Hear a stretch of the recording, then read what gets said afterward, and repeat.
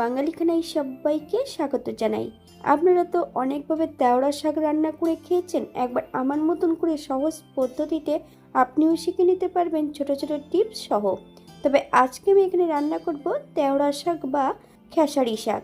এটা কিভাবে রান্না করব সেটা একবার দেখে নেওয়া যাক ভিডিওর মাধ্যমে।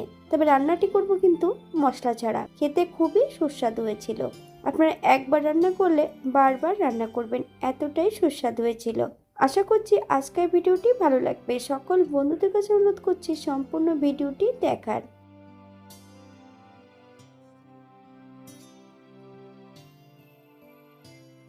এখানে আমি আগের থেকে বেশ কিছুটা খেসারি শাক বা তেওড়া শাক নিয়ে নিয়েছি।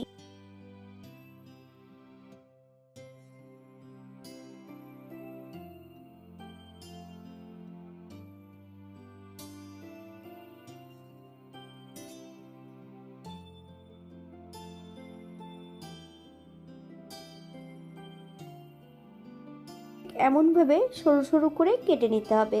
শাকের কিন্তু শক্ত অংশগুলো ফেলে দিয়েছি আমি, সম্পূর্ণ নরম অংশগুলো কিন্তু সরু সরু করে কেটে রেখেছি।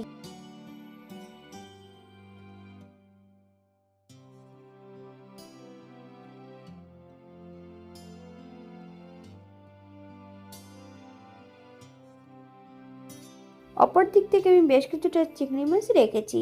মাছগুলোকে কেটে ধুয়ে পরিষ্কার করে নিতে হবে।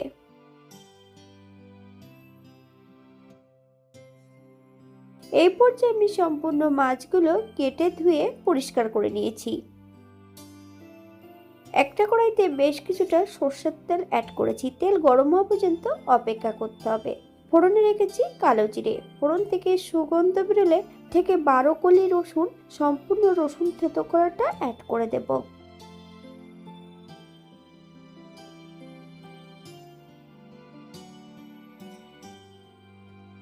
হাফ চামচ লবণ, হাফ চামচ হলুদের গুঁড়ো। আপনার স্বাদ অনুসারে লবণটা অ্যাড করবেন।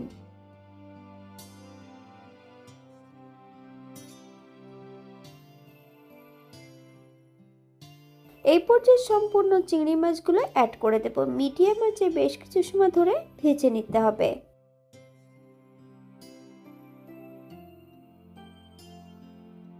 বাঙালি রান্না ঘরোয়া উপকরণ দিয়ে আপনাদের যদি রান্নাগুলো পছন্দ হয় তাহলে চ্যানেলটি সাবস্ক্রাইব করে দিয়ে পাশে থাকবেন। পাশে থাকা বেলটি বাজিয়ে দেবেন, নইলে নিত্য নতুন রান্নার নোটিফিকেশন পাবেন না।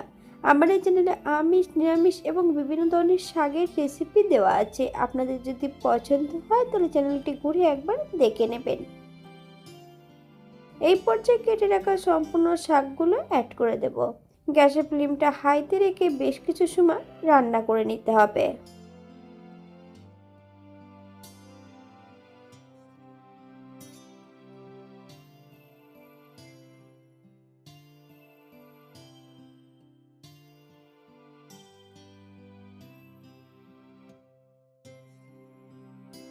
এখানে আমি দুটো কাঁচা লঙ্কা ফালি দিয়ে অ্যাড করেছি। আপনারা যদি পছন্দ করেন তাহলে পরিমাণে বাড়িয়ে দিতে পারেন।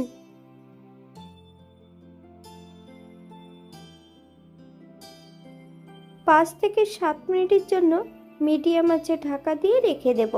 ঢাকা খুলে কিন্তু মাঝে মাঝে একটু নেড়ে চেড়ে দিতে হবে, নইলে কিন্তু কড়াইয়ের নিচটাতে লেগে যেতে পারে।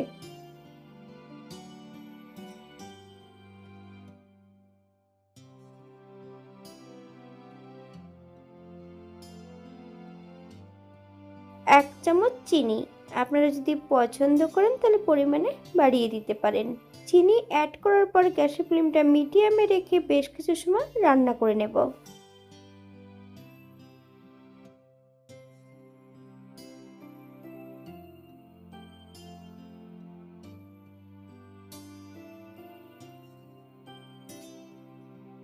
এই পর্যায়ে আমি গ্যাসের ফ্লেমটা অফ করে দেব। 5 মিনিটের জন্য স্ট্যান্ডিং টাইম দিতে হবে, তারপর সার্ভ করব। এটা দেখতে যেমন ভারী সুন্দর হয়েছিল, এটা গরম ভাতে খেতে কিন্তু অসম্ভব ভালো হয়েছিল। আপনারা বাড়িতে একবার একই পদ্ধতিতে বানিয়ে নেবেন।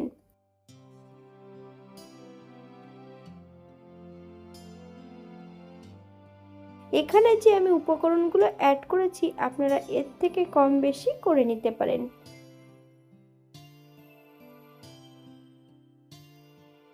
আজকের ভিডিওটি এই পর্যন্ত। সবাই সুস্থ থাকবেন, ভালো থাকবেন। অন্যদিন নতুন রেসিপি নিয়ে আপনাদের সামনে আবার আমি হাজির হব।